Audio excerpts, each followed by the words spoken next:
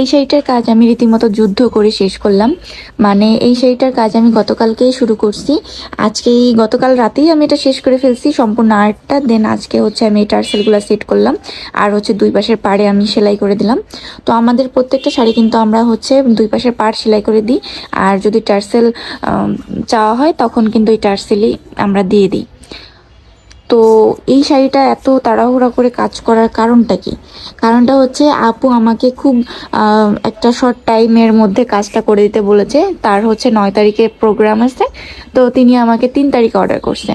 তো 3 তারিখে অর্ডার করলে মানে আমি এরকম শর্ট টাইম অর্ডারগুলো আসলে রাখি না। তো আপু অনেক করে রিকোয়েস্ট করছে যে আপু তুমি একটু করে দাও কাজটা, দেন আমি হচ্ছে অর্ডারটা কনফার্ম করি।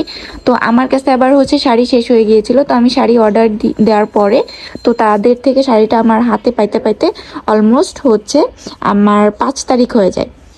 5 তারিখ আমি রাতে হাতে পাই। তো এর জন্য 5 তারিখে আর কাজটা শুরু করতে পারিনি। আমি হচ্ছে 6 তারিখে কাজটা শুরু করি, দেন হচ্ছে 6 তারিখ রাতেই কাজটা কমপ্লিট হয়ে যায়। আর এই যে আজকে 7 তারিখ, আমি হচ্ছে ডেলিভারি দিয়ে দিব। আর 9 তারিখে আপুর প্রোগ্রাম, আপু ইনশাল্লাহ আমি আজকে পাঠাই দিলে কালকে পেয়ে যাবে ইনশাল্লাহ।